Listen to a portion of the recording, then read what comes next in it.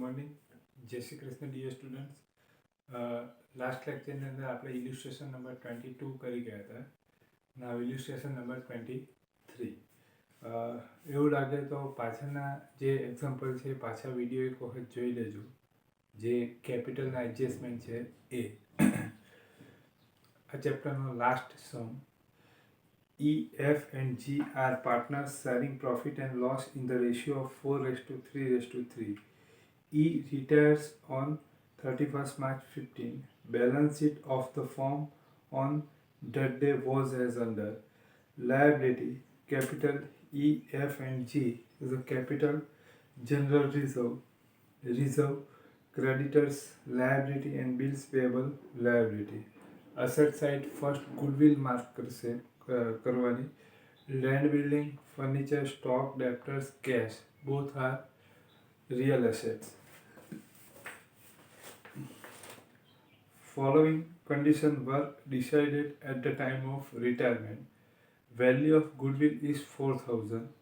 Value of fixed asset is to be appreciated by 20%. Stock is found overvalued by 10%. New profit loss sharing ratio of F and G is decided at 4:1. Amount due to E is to be paid in cash, and Kazan balance of 1,000 in the new form is to be maintained. 1,000 balance રહેવું જોઈએ after payment to E. એટલે ઈને જેની due amount છે paid કર્યા પછી પણ finally cache બોક્સની અંદર 1,000 રૂપીસ રહેવા જોઈએ. ફોર ધીસ પર્પઝ એટલે એના માટે F and G brought cash in such a way as to their capital proportionate to their new profit loss sharing ratio. એટલે આ પર્પઝને માટે F અને G cash brought in cash in business એટલે એ લોકો cache ધંધાની અંદર લાવશે, બરાબર, બંને મળીને એફ કેટલા લાવશે ને ઈ કેટલા લાવશે, તો એને ન્યૂ ફોર્મની અંદર એ લોકોનું કેપિટલ ન્યૂ પ્રોપરેશનની અંદર મેન્ટેન રહી એ રીતે આવશે. એટલે લાસ્ટ જે હતું એમાં એ રીતનું જ છે, પણ આની અંદર એક સ્ટેપ વધારે છે.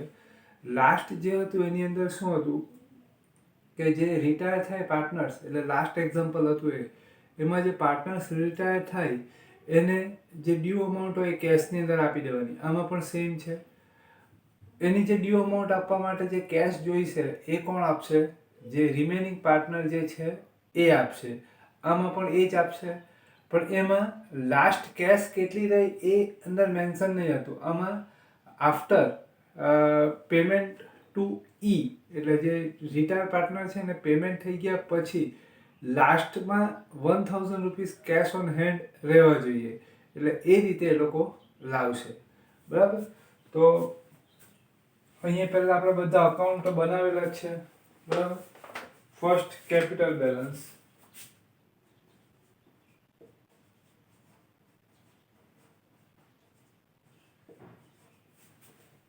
$8,000,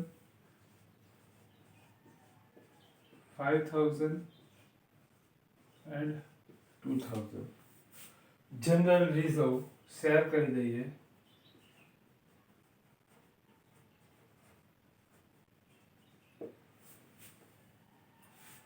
$2,000 4:3:2.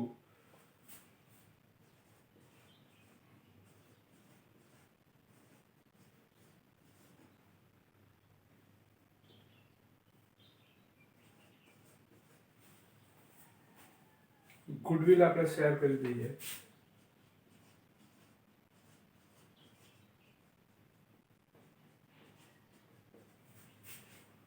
$1,000, $400, $300 and $300. Okay. Cash balance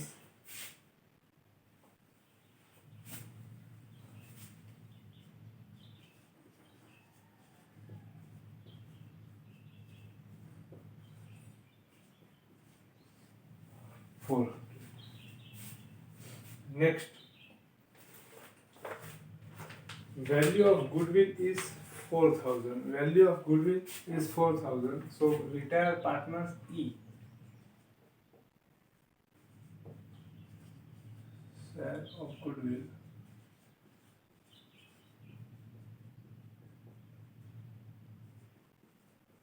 $4,000 into 4 by 10. 1,600. So if partner is capital account credit and F and G's account debit.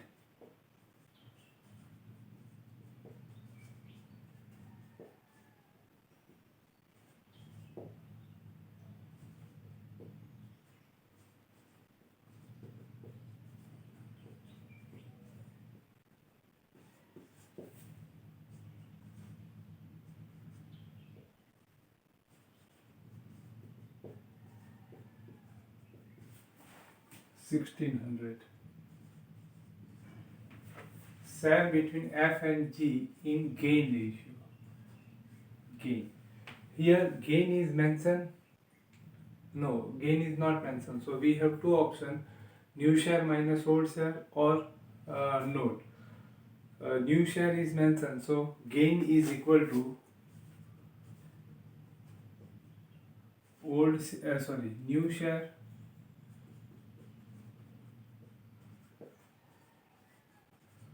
minus old share. F, new share 4 minus 3 by 10.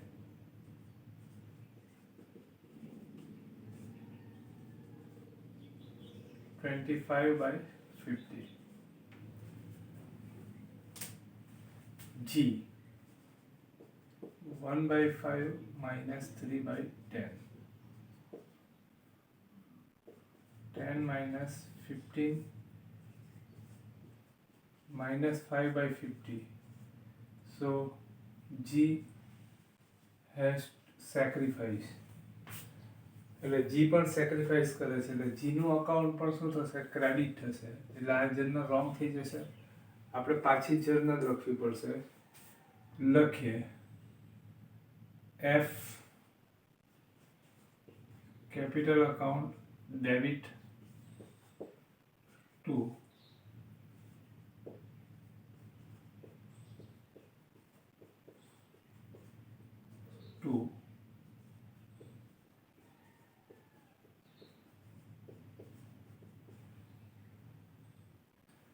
E 1,600.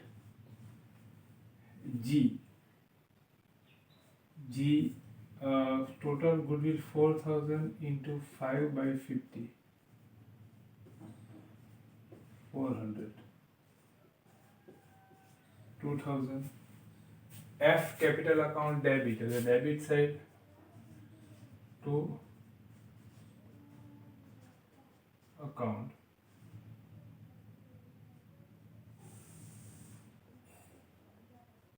Goodwill.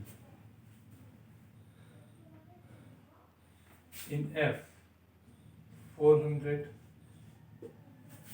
to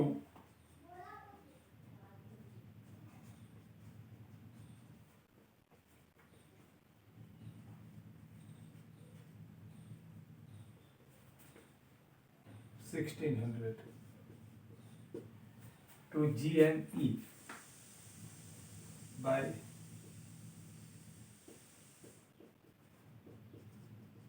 account. In G 400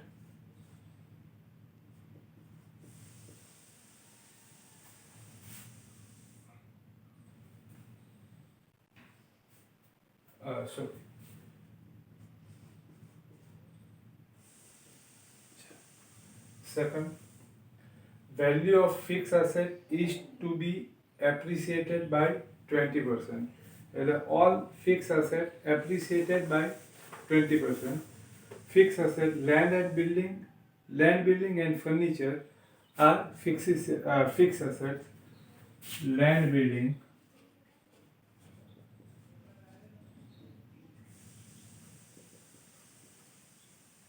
land building 6,000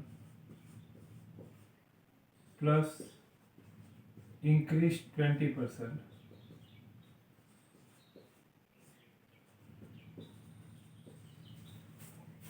Furniture 4,000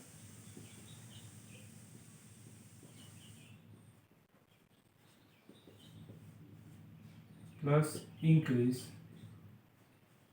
20%, 800. Land, building and furniture increase એટલે profit થશે એટલે રિવેલ્યુએશન account credit થશે by land building account.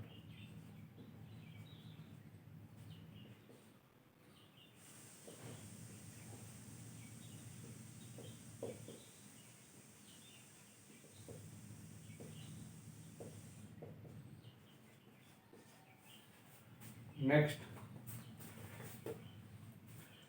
stock is found overvalued by 10%. એટલે stock એની જે original value છે એટલે cost value છે એના કરતાં 10% વધારે ગણી દીધેલો છે.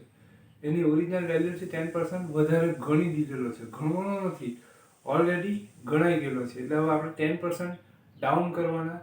તો 10% આપણે કેલ્ક્યુલેટ કરીએ તો 10% શાના પર કેલ્ક્યુલેટ થયેલા? એપ્રિસિએટ કરેલા ત્યારે શાના પર કરેલા? કોસ્ટ વેલ્યુ પર.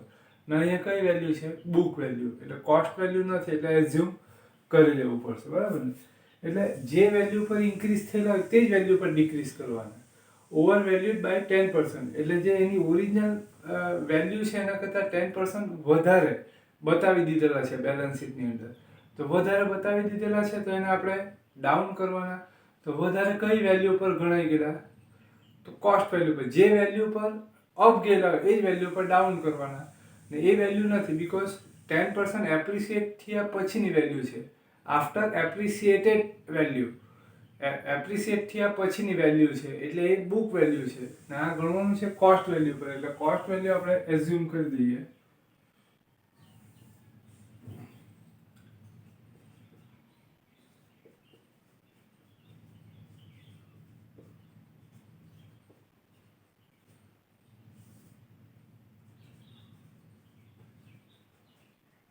Assume cost value of stock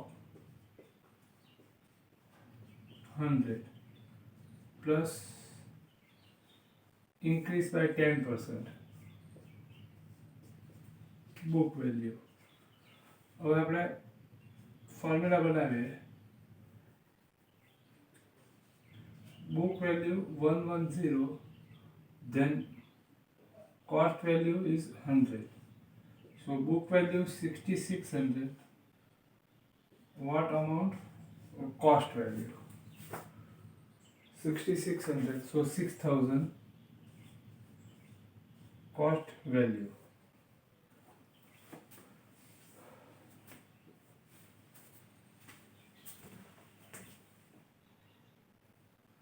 So 6000 is cost value. Stock 6600 minus decrease 600. So outside 6000. Stock decrease થશે એટલે લોસ થશે એટલે revaluation account debit થશે to stock account 600.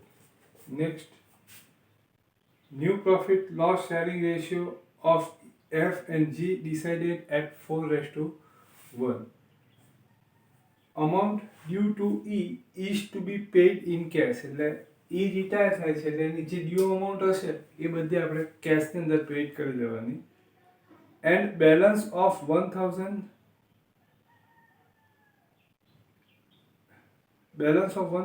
in new profit, in the new form. એટલે after pay to E, balance of new form is 1000. એટલે અહીં જે આપણે બેલેન્સ કેરી ફોરવર્ડ કરીએ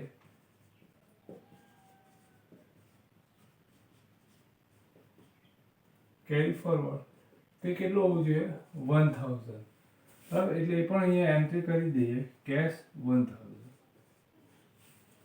ફોર ધીસ પર્પઝ એટલે આ હેતુ માટે F and G brought cash in such a way as to make their capital proportionate to their new profit loss sharing ratio. એટલે આ પર્પઝ માટે જે કંઈ પણ બેલેન્સની રિક્વાયરમેન્ટ હશે એ કોણ આપશે? F&G. તો એક સિમ્પલ વાત કરીએ, ઓપનિંગ કેશ બેલેન્સ 400 છે, એટલે આપણો જે કેશ બોક્સ છે અહીંયા એની અંદર 400 રૂપીસ બેલેન્સ છે, બરાબર. હવે એવું કહે છે કે after retirement of E retire થશે પછી એની જે ડ્યુ અમાઉન્ટ છે એ અંદરથી જ પેડ કરવાની છે, અને પેડ થયા પછી 1000 રૂપીસ અંદર રહેવા જોઈએ. તો આપણે એઝ્યુમ કરી લઈએ કે ઈની ડ્યુ અમાઉન્ટ 9400 છે, એટલે 9400 આપવાના છે, બરાબર. શાની અંદરથી આપવાના છે? આ કેશ બોક્સમાંથી. હવે કેશ બોક્સમાં કેટલા છે? 400, 400 રૂપિયા છે, બરાબર. તો હજી આપણને કેટલાની રિક્વાયરમેન્ટ છે? 9000 ની. 9000 ની રિક્વાયરમેન્ટ, 9000 આપણે એડજસ્ટ કરશું ત્યારે 9000 પ્લસ 400 એટલે 9400 રૂપીસ આપણે એને આપી દઈશું. આપી દીધા પછી કેશ બોક્સની અંદર કેટલા રહેશે? 0. કેશ બોક્સની અંદર કેટલા રહેશે? 0. પણ આમાં એવું લખેલું છે કે 1000 રૂપીસ રહેવા જોઈએ, એટલે આપણે એડજસ્ટમેન્ટ કેટલી અમાઉન્ટનું કરવું પડે? એકદમ પ્રેક્ટિકલ, સમની બહાર નીકળી જવાનું, એકદમ પ્રેક્ટિકલ. તમે વિચારો કેટલા રૂપિયાની વ્યવસ્થા કરવી પડે? કેટલા રૂપિયાની? 10000 રૂપીસની આપણે વ્યવસ્થા કરવી પડે. 10000 રૂપિયાની વ્યવસ્થા કરીએ તો અંદર 400 છે જ. 10000 ની વ્યવસ્થા કરીએ એટલે 10400 થાય. જે રિટાયર પાર્ટનર છે તેને 9400 આપી દઈએ એટલે 1000 રૂપીસ અંદર બેલેન્સ રહે, બરાબર. પણ આ બધું ક્યારે ખબર પડશે? ફાઇનલ આપણે ક્લોઝિંગ કરીશું ત્યારે. એટલે અત્યારે આપણે એને આમ જ રહેવા દઈએ. ન્યૂ પ્રોપરેશનની અંદર જે લોકોનું કેપિટલ છે F&G એ શામાં રાખવાનું છે? New proportion. ન્યૂ પ્રોપરેશન એટલે 4:1 ની અંદર રાખવાનું છે, પણ કેટલું એ મેન્શન નથી, એટલે આપણે એ પણ કેપિટલ અકાઉન્ટ ક્લોઝ કરીશું ત્યારે જ આવશે. તો રિમેનિંગ ઇન્ફોર્મેશન છે એ બધી નાખી દઈએ. Creditors 8000,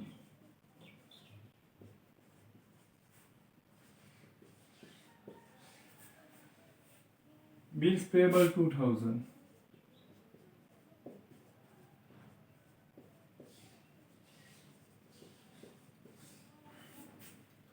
land building furniture stock debtors 9000. Okay fine. હવે આપણે ક્લોઝિંગ કરીએ. First capital account, sorry revaluation account.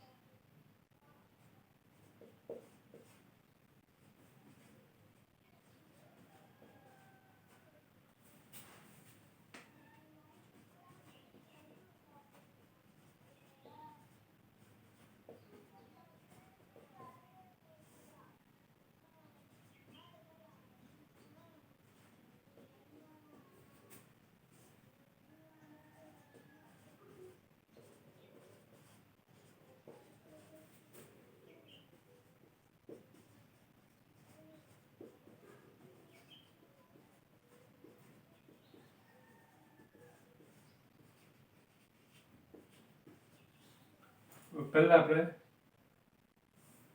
Retire partner છે એનું કેપિટલ અકાઉન્ટ ક્લોઝ કરી લઈએ.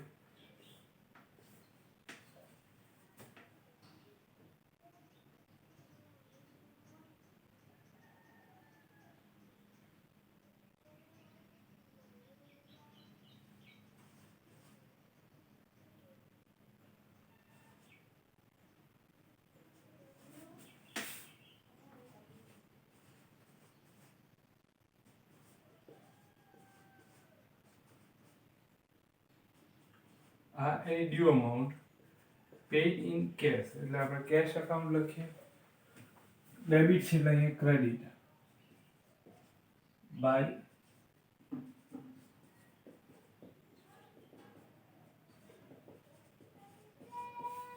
હવે શું લખેલું છે? આનું ફાઇનલ બેલેન્સ, આનું ડ્યુ અમાઉન્ટ છે 10,560, 10,560. પેઇડ ઇન કેશ એટલે આપણે કેશની અંદર આપી દીધું, બરાબર.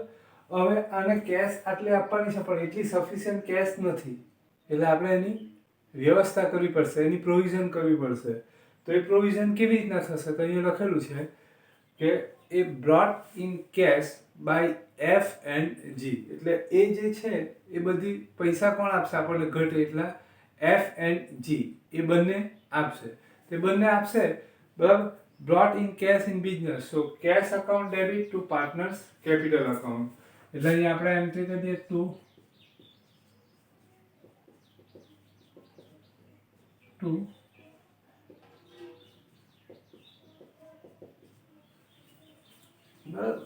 કેટલા કેટલા આપવા પડશે આ બંને મળીને? 400 રૂપિયા છે અંદર, પેલાને કેટલા આપવાના? 10,560 આપવાના, બરાબર. એટલે ઘટે કેટલા? 400 છે, એટલે પેલાને જે રિટાયર થાય છે એ પાર્ટનરને આપવા માટે કેટલા ઘટે છે? 10,160, 10,160 રૂપીસ ઘટે છે, બરાબર. એટલા ઘટે જ છે ને, એટલા આપણે લાવીએ એટલે ઇક્વલ થઈ જાય, બરાબર. 400 રૂપિયા આપણી પાસે છે, 10,160 લાવે એટલે 400 પ્લસ 10,160 એટલે 10,560 થાય, એટલે આપણે ઈને આપી દઈએ. પણ પાછું આમાં એવું લખેલું છે કે 1,000 રૂપીસ બેલેન્સ પણ રહેવું જોઈએ, એટલે એના પણ બીજા 1,000 રૂપીસ બંને પાર્ટનર્સ થઈને આપવા પડે, તો એ મેન્ટેન થઈ જાય. તો બંને થઈને આપવા પડે તો કેટલા આપવા પડે? 10,400 રૂપિયા છે ને 10,560 આપવા, 10,160 તો ગતે જ છે ને, બીજા 1,000 એટલે 11,160 રૂપિયા આ બંને થઈને આપવા પડે, બરાબર. તો આપણે ક્લોઝિંગ કરીને જોઈ લે, 400 છે, 10,160 લાવે એટલે 11,560 થશે, બસ 10,560 આપી દઈએ તો 1,000 રૂપિયા બચે. આ બંને થઈને આપશે, બરાબર. આ બંને થઈને પણ એમાંથી 11,160 માંથી એફ નો શેર કેટલો અને જી નો શેર કેટલો? તો એ નથી આપેલો, પણ એ એવી રીતના આપશે કે જેથી એ લોકોને ફાઇનલ કેપિટલ જે છે એ ન્યૂ પ્રોપરેશનની અંદર રહે, એટલે આપણે કેપિટલ અકાઉન્ટ બંને ક્લોઝ કરી દઈએ, બરાબર. એક વસ્તુ નક્કી છે, બંને છે ને 11,160 આપવાના છે. હવે એમાંથી એ રીતે આપશે, એફ નો શેર ને જી નો શેર એ રીતે રહેશે કે એ લોકોની જે ફાઇનલ કેપિટલ છે એ ન્યૂ પ્રોપરેશનની અંદર રહે. એટલે આપણે ન્યૂ ફાઇનલ કેપિટલ ફાઇન્ડ કરવા માટે ડુપ્લિકેટ કેપિટલ અકાઉન્ટ બનાવી દઈએ. F total capital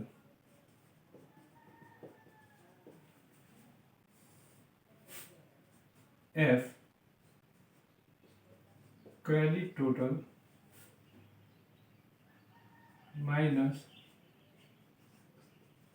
debit total. Credit total F 6020, debit total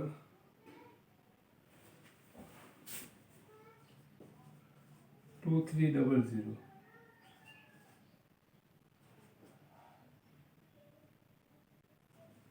3720. G credit total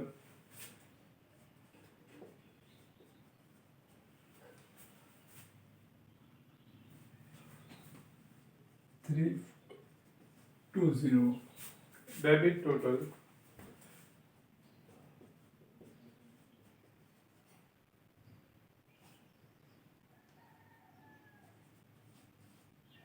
3120.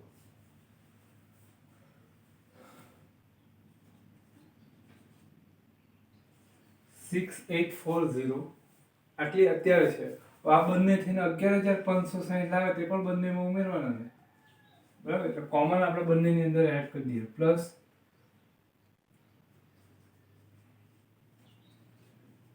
Brought cash by F and G what amount. તો એ જે આપણે કેલ્ક્યુલેટ કર્યું એ બેઠું લખી દઈએ. આને અમાઉન્ટ આપવાની છે, સોરી, ઈની ડ્યુ અમાઉન્ટ 10,560 પ્લસ બેલેન્સ 1,000 રહેવા દેવાનું, માઇનસ 400 અંદર છે જ, એટલે 11,160. 18,000.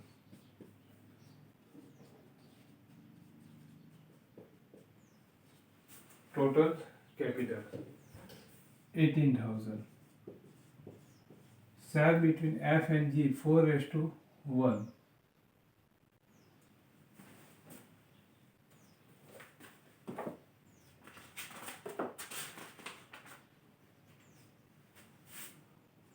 $14,400 and 3,600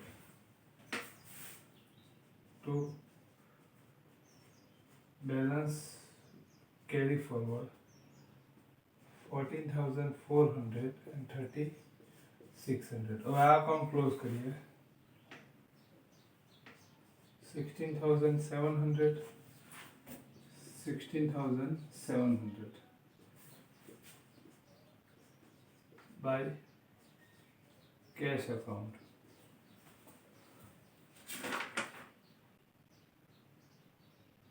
$10,680.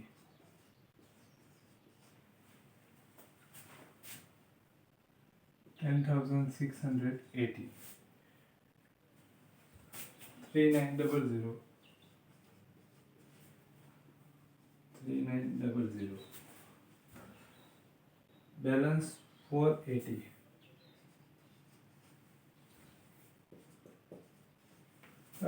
એટલે આ બંને થઈને આવી ગયા ને 11,560. બરાબર. એટલે આ કેલ્ક્યુલેશન હું કામ કર્યું તો કે આમાંથી એફનો શેર ને જીનો શેર ફાઇન્ડ કરવા માટે, બીકોઝ ન્યૂ પ્રોપરેશનની અંદર ફાઇનલ કેપિટલ આપણે મેન્ટેન કરવાની છે. બરાબર. એટલે કેપિટલની અંદર આ શું કામ એડ કર્યું એ પણ ખ્યાલ આવી ગયો ને કે આ લોકો આટલી કેશ મેન્ટેન કરવાને એફની ઈની ડ્યુ અમાઉન્ટ પેડ કરવા એ લોકો કેશ લાવશે એટલે એ લોકોની કેપિટલ એટલી ઇન્ક્રીઝ થશે જ. બરાબર.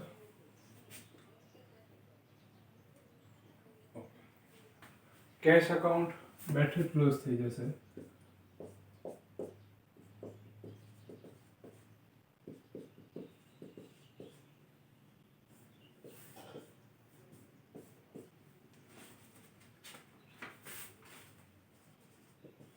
$28,000. આમાં ખ્યાલ આવે ને 11,160 કેવી રીતના આવ્યો. 1,000 રૂપિયા અંદર રવા દેવાના છે તે જોઈએ. બરાબર. કેશ બોક્સની અંદર કેટલી રિક્વાયરમેન્ટ છે જો જેટલી રિક્વાયરમેન્ટ હશે એટલા કેશ આપણે એફ ને જી પાસે લેવાની છે. તો કેશ બોક્સ આને ઈને ડ્યુ અમાઉન્ટ આપવાના તેના 10,560 આપણને જોઈશે. બીજા 1,000 રૂપિયા બેલેન્સ રાખવાના તેના જોઈશે. બરાબર. એટલે 11,560 જોઈશે તેમાં 400 રૂપિયા ઓલરેડી છે જ એટલે બીજા એડિશનલ 11,160 એ લોકો પાસેથી આપણે લેવા પડશે. તો બધા પર્પઝ સોલ્વ થઈ જાય. બરાબર. આ પ્રેક્ટિસ 2-3 વખત કરશો એટલે ખ્યાલ આવી જશે.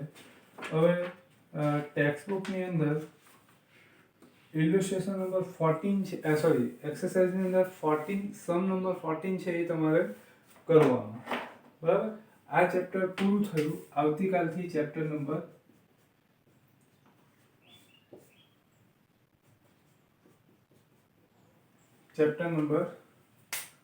14 સ્ટાર્ટ થશે.